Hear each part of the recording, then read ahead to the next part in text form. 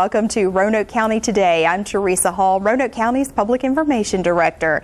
In a matter of weeks, you'll be asked to fill out and mail back in a 2010 census form. Coming up, we'll talk with a representative of the census to find out what that information is used for. Plus, it's budget season for Roanoke County. We'll check in to see how the county is progressing as it works to balance the current and upcoming budget. Stay with us.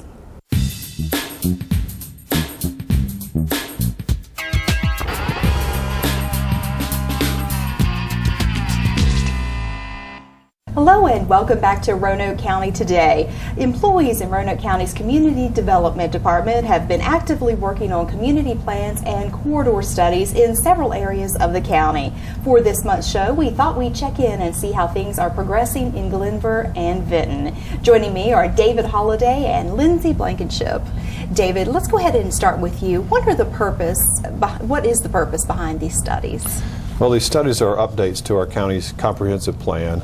And the Glenvar plan in particular is a study of the West Main Street corridor and the areas surrounding it from Salem city limits to Montgomery County and then from Fort Lewis Mountain to Poor Mountain. Pretty large area. I think at one point you said it's hundreds of acres. Yes, it is. With an obvious focus on the business growth and development along West Main Street. One of the main reasons this study is taking place is the widening of West Main Street that is going to go under construction this spring, and also the potential intermodal facility out in Elliston in western Montgomery County, eastern Montgomery County, excuse me. Well, I know when you do these studies that community input is extremely important. In fact, I believe it was last month that you had a community meeting in Glenvar, and it was extremely well attended. It was. We held it at the Glenvar Middle School and had over 150 people attend. Most of our outreach was through our electronic media web pages and this program, of course. But also we got some very good assistance from a couple neighborhood groups who stuffed mailboxes with about 1,500 flyers about the meeting, so it was very helpful. We got some very good feedback and are continuing on with some of that feedback and some of our work. I know the survey is very important in the work that you're doing. So, many people have taken the survey, but are you still looking for other folks in the community to go online or visit certain places to get this survey to fill out? Absolutely. We're going to at least run it through the end of this month. We don't have a hard and fast deadline yet. We have about 130 that have taken the survey online, a handful that have returned the paper copies. Paper copies are available here at the Administration Center or at the Glenvar Library. The library's been very instrumental in helping us get the word out. They have copies of the surveys there. They're collecting them and sending them back to us, but they also have a display about about this plan in their community room.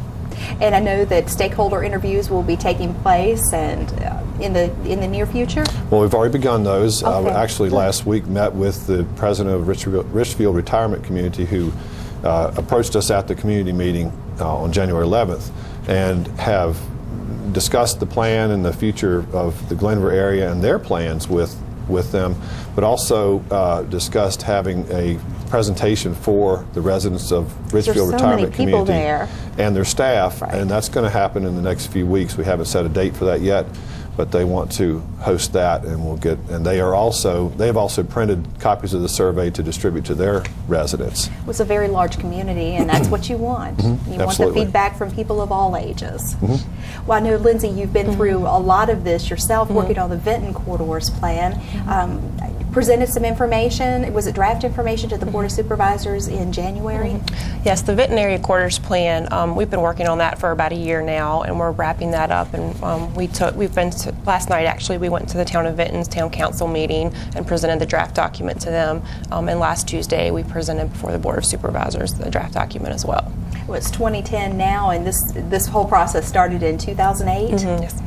Sure did. And we've done, similar to what David has mentioned, we've done community surveys and stakeholder meetings and business owner interviews, and the Vinton Quarter study is a little different than Glenvar, but it still has the same focus on transportation and infrastructure in the town of Vinton and as well as in eastern Roanoke County, but the focus is on 6 major corridors in that area. Now yours is a corridors plan, this is the Glenvar community plan, but the end result is pretty much the same. It goes into the comprehensive plan for the county, is that accurate? Yes. Now, what is the next step for you, Lindsay? The next step is we'll present the draft document and hold a public hearing with the Vinton Town Council on February 16th. And then February 23rd, we'll hold a public hearing with the Roanoke County Board of Supervisors. Okay, and David, your next step for the Glenvar community plan? Our next step is to analyze the survey information, pull some of our other information we've gathered together, continue the stakeholder interviews, and then make another presentation at a community meeting to the community, similar to what we did in January. Okay. That won't be till late spring, early summer once we gather all our information. So there lots more opportunities for the Glenvar folks to participate in this process. And certainly you can get information from watching this show, but also go online, go to Roanoke County's website and take the survey and also view a lot of the documents. I know, Lindsay, the notebook you brought to the board was about yay thick. Yes. And that is online for people to Yes, read? ma'am. Absolutely. Our presentation we did in January is online, the surveys, we have our own Glenvar Community Plan website. So. Okay, and that's RoanokeCountyVA.gov, and look for planning and zoning. Yes. And go to that site. All right. Well, thank you very much, both of you, for the update, and good luck with the work you're doing. Thank you. Hello, I'm Clay Goodman, the Roanoke County Administrator, and I'm here today with Brent Robertson, who is the Management and Budget Director for Roanoke County. We're here today to talk about the Roanoke County's budget, the current budget and also the proposed budget. In regards to the current budget, Brent, could we talk about some of the issues that we're facing, such as the end of the balance, what we're projecting for the year, what type of issues we're dealing with, such as declining revenues, possible reduction of expenditures? Could you give our audience just a brief description of what we're dealing in regards to the current budget?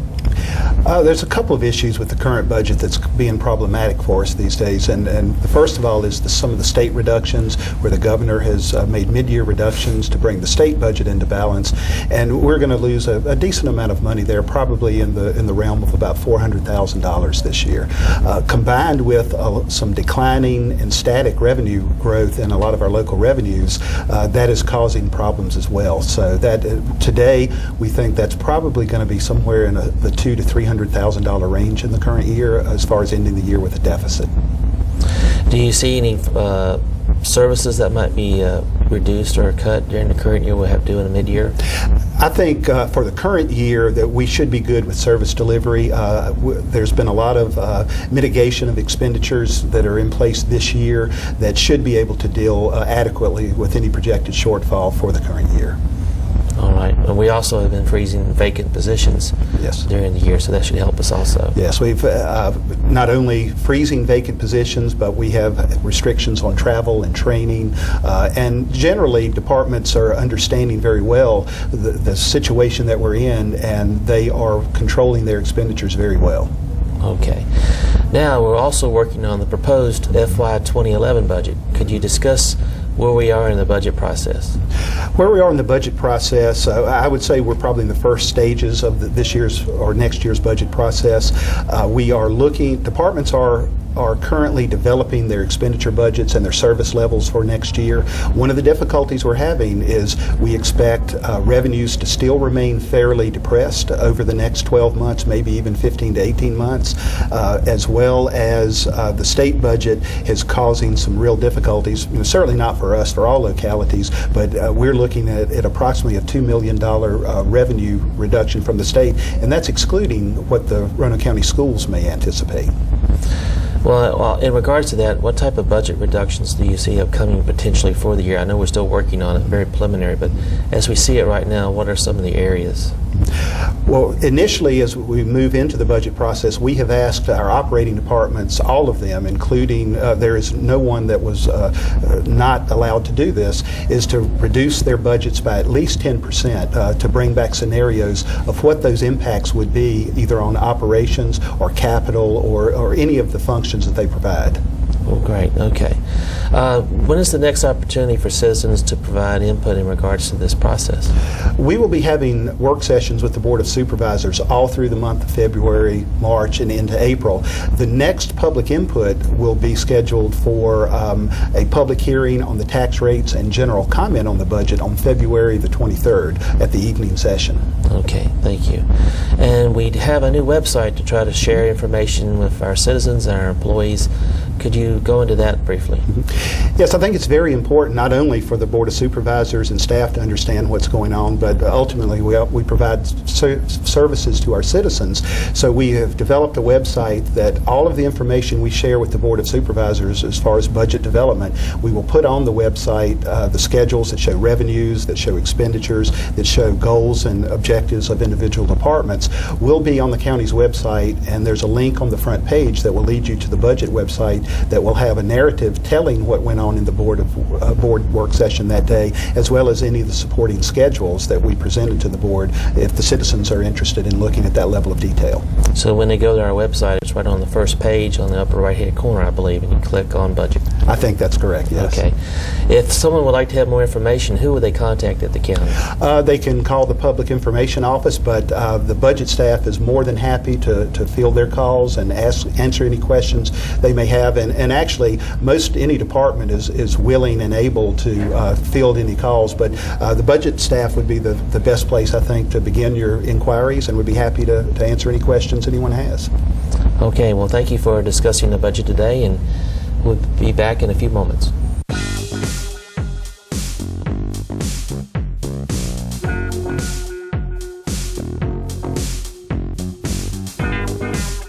Roanoke County is joining with the federal government to encourage everyone to fill out and mail back in their 2010 census form. Joining me to talk about the 2010 census is Linda Edwards-White, a partnership specialist with the U.S. Census. Linda, you've been working with us for a while to try and encourage everyone to fill out this form and mail it back in once they receive it, which should be around March 15th, correct? That's correct. Why is it so important to fill out this form? What is this information used for? The information basically is used to help communities. We make sure that we get a complete count of everyone, and that information is used by the federal government to allocate over $450 billion every year for the next 10 years.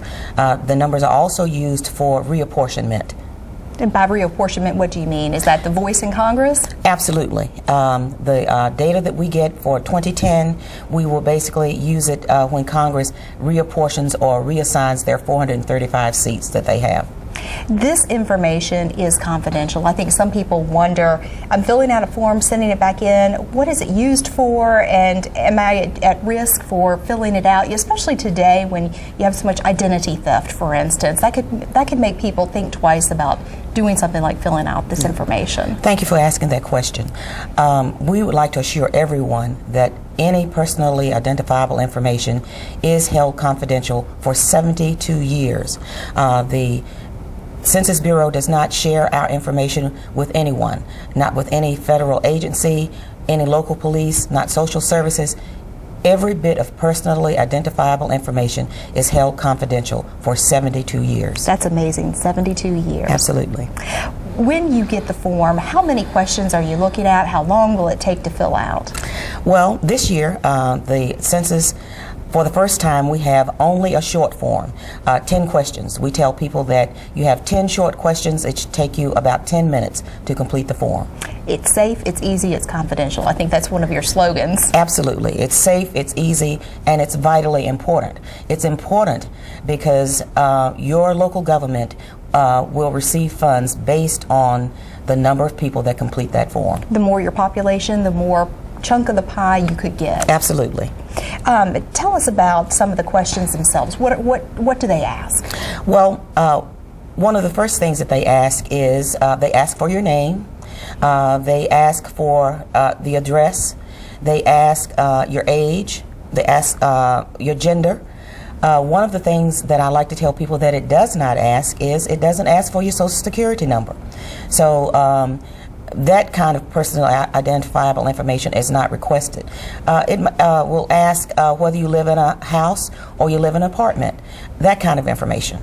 And the information that we do release, it's aggregate information. Basically, it talks about population, how many people live in Roanoke County, how many people live in, say, Franklin County or any other adjoining counties. That's the kind of information. Right. When you say your population, I think for 2000 was around 90,000 people for Roanoke County. That's aggregate information that doesn't get down into specifics. Absolutely not.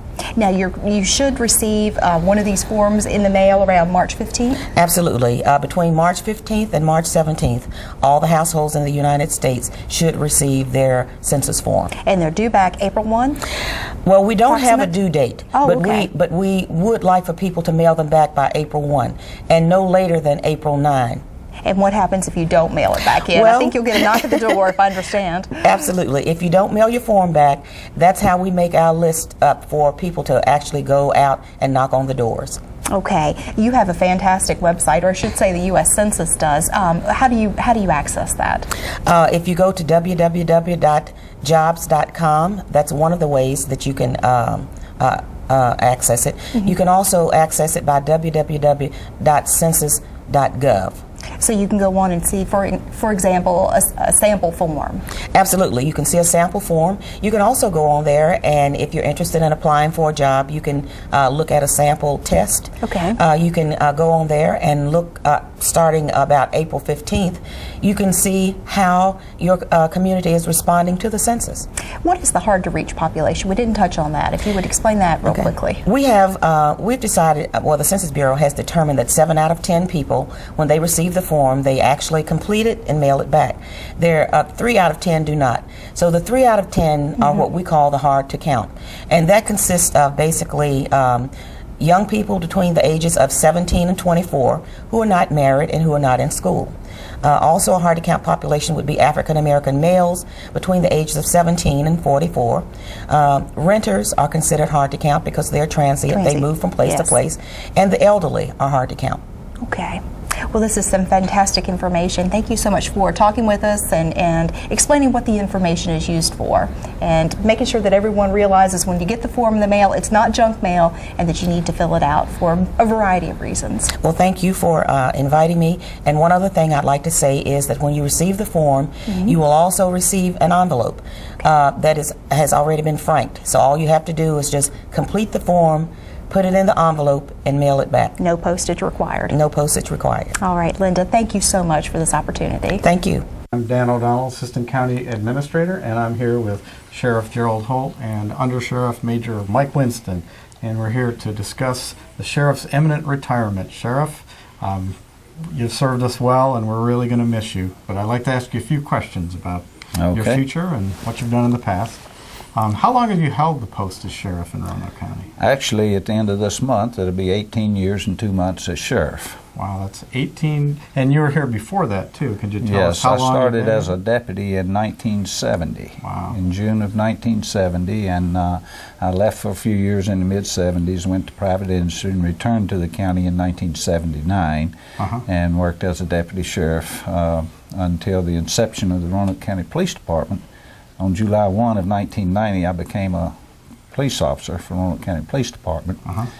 And in 1991, I ran for sheriff of Roanoke County and was elected, and I'm now in the middle of my 5th term as sheriff of Roanoke County. 5 terms. That's an amazing career. Congratulations on that. Well, thank you. And when do you officially retire? Actually, my term time will be up at 12 midnight, February 28, 2010. You've got that memorized. Yes, I have it memorized. And why retire now? Do you have any future plans? Well, actually, there is some activity in the works at this time. I am being only considered at this time, for an appointment for the United States Marshal for the Western Region of Virginia. That's fantastic. Good luck with that. Well, thank you. Hope you get it. Thank you. And can you tell us what your fondest memory of Roanoke County is in all those years? Oh, the fondest memory, obviously, is the people.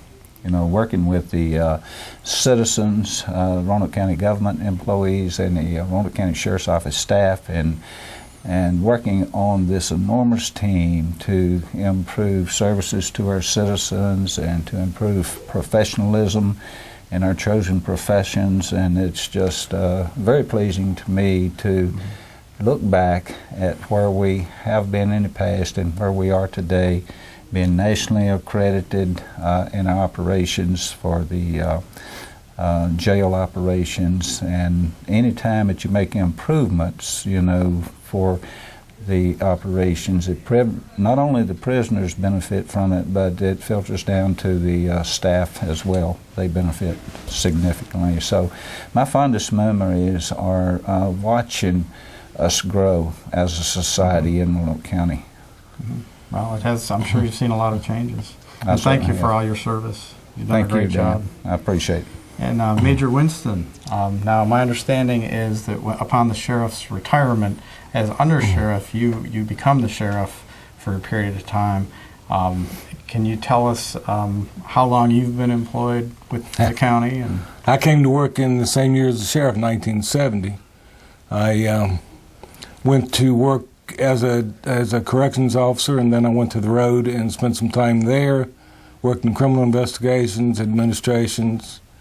In 1990, when the police department was formed, Sheriff Holt and I both went there. In 91, he ran for sheriff, won. In 92, we came over here and have been here since 1992, a little over 18 years. And you've been the chief deputy? I've been chief deputy for 18 years. So you've got a lot of experience. I've got a lot of experience. And what do you think it's going to be like to take over the position? I really don't think it will be much of a change except for him being gone. He's been such a good influence on the community, and he's certainly been a good, very, very good friend, one of my best friends I hate to see go. But we've been, we're nationally accredited, and I really don't expect it to change an awful lot. Right. Good supervisors, great deputies, and it shouldn't change too much. Now tell us a little bit about the short term of office. There's a special election that has to be held. Can you tell us? That's right. When that'll occur? I will take office March 1st, and then in November 2010 there will be a special election held for the office of sheriff. Okay, and I assume you plan to run? I do plan to run. I plan on being a candidate. Great, yeah. Very good. Thanks. And just a question for either one of you. What is, in your long tenure, what is the major change that you've seen in your office? Well, I'll address that. Sure. We have advanced so much in technology in our profession, as well as many other disciplines in life. And with the technology we have today, we're able to do much more with far less than we had in past years. Roanoke County Sheriff's Office, when we started in 1970, was very rural at that time. We had a 28-cell jail that was built in 1920, and we had approximately 32 staff. That covered all operations of public safety in Roanoke County, other than the volunteer fire and rescue departments that existed, and there was about 5 of those at that time in the county. And we have seen a tremendous growth, in our skills and abilities. And of course, we built the new jail that we opened in 1980. It's still new to us. And when we built it, it was built with 108 cells. So we grew from 28 cells to 108. And some people said, "Why do you need such a large jail?" Well, as you're aware, Dan, since that, we have now built the 805-bed facility in West County, the Western Virginia Regional Jail, that we're sharing with Montgomery, Franklin, and the city of Salem. So, the 4 localities built that jail together. So that's a growth that we have seen, and it's significant. And, the citizens are benefiting tremendously, from the Board of Supervisors and all county administrators throughout the years that have met the challenge of keeping up with the needs. Right. Well, thank you for your time, and thank you for your service, and a wonderful career for you, and a continuing career for you. So thanks. Thank you very much. Appreciate it. I'm Jennifer Conley Sexton, the Volunteer and Marketing Coordinator with Roanoke County Fire and Rescue Department. Along with me today is Brian Klingenpeel to tell us about Burn Awareness Week in February. Hi, Brian. Hi, Jennifer. Thanks for being here. My pleasure. What is the real purpose or message you're trying to get out about Burn Awareness Week? A lot of people don't realize that burns don't have to happen because of direct flame. We can get burned by other things, and that's kind of the message of Burn Awareness Week, is just to make people realize that in this country, over 300 kids are taken to the emergency room every day because of burn injuries, and that's something we really need to try to reduce and just raise people's awareness that there are other ways to get burned. Okay, you said 300 a day. I think that I've also read 16,000 a year, and that's young children, 5 and younger. 5 people in Roanoke County last year did have some scald injuries. What is really a scald injury versus a burn injury? A scald is a burn from a hot liquid or steam or food, any of those kinds of things. Again, anything that's not really from a direct flame. Okay. All right, so we're in the kitchen here of North County Fire and Rescue Station number 1, because a lot of scald injuries happen in the kitchen, I'm guessing. So tell me about some of those. That's exactly injuries. right. Some of them are just basic burn safety, fire prevention tips that we tell you a lot about, such as having a handle of a pot that's hanging out over the stove. Those really need to be kept turned to the side, so that kids can't grab that and pull that down. Anytime we're cooking in the kitchen, we need to use oven mitts and pot holders to protect our hands. There are so many burn tips related to the microwave. Microwave generates a lot of heat, a lot of steam, and people don't realize that. It also heats unevenly. So when we take food out of the microwave, we really need to make sure we stir it very well to get that heat evenly throughout, and we're not burning somebody in one particular Probably spot. try it out before you give it to a child. Absolutely, before we give it to a child, we need to try it first. Okay, and I have a little one, a 3-year-old, you know, and I understand there's also a tip, sort of a safety area in the kitchen. Maybe keep children away from the stove or the faucet. 3 feet is the general rule. There needs to be kind of a 3 feet area out away from the stove where it needs to be a kid-free zone. Okay, that's a good tip. Okay, some other areas of the home, there are also some other tips I know you have for us. What are those areas? The bathroom is a really big one. Again, a lot of these burns happen just in everyday normal activities. And so we really want to encourage folks for your hot water heater. Your hot water heater needs to be set at 120 degrees Fahrenheit. That's 49 degrees Celsius, to prevent those scald burns from the water being too hot. Bathing for kids is a big thing. We need to turn on the cold water first and then gradually introduce the warmer water. And then a parent needs to, again, kind of mix that water up with their hand to get it evenly spread out. And if the water feels too hot to an adult hand, it's definitely going to be too hot for a child. So the water needs to be tested before the child's put in the bathtub. I've noticed that what's warm to me is hot to my daughter. So it seems like we need to even have it what would be less comfortable for us but more comfortable for them. That's exactly right. Okay. These are all great tips. I know that we have a lot more on our website, and the Shriners Hospital really hosts or promotes, I guess, the Burn Awareness Week, and we'll put a link to the Shriners Hospital on our website. So what is the website? Our website is www.roanokecountyva.gov/fire rescue. Okay. And we also have an educational line people can call if they want more information. Yes, they can call 777-8718. Great. Thanks so much, Brian. I appreciate you. You're welcome. Roanoke County Today. We'll be right back. Every trip, every time. California, here I come! Buckle up so you and your friends get home safely. I must scream it to the world from the top of someplace very high. Seatbelts save lives. Okay. Visit NHTSA.gov. Low and slow. My best friend, what are you going to do? Brought to you by the U.S. Department of Transportation and the Ad Council. That is spectacular advice.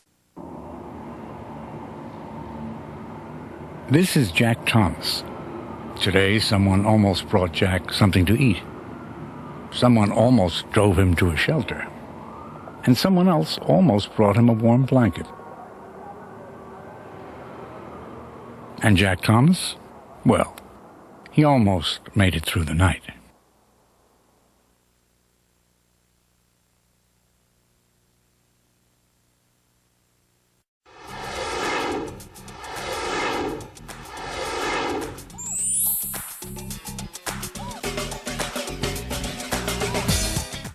That's all for this edition of Roanoke County Today. Remember, for more information on Roanoke County events, programs, and the budget, please visit our website at roanokecountyva.gov. Hope to see you again next month.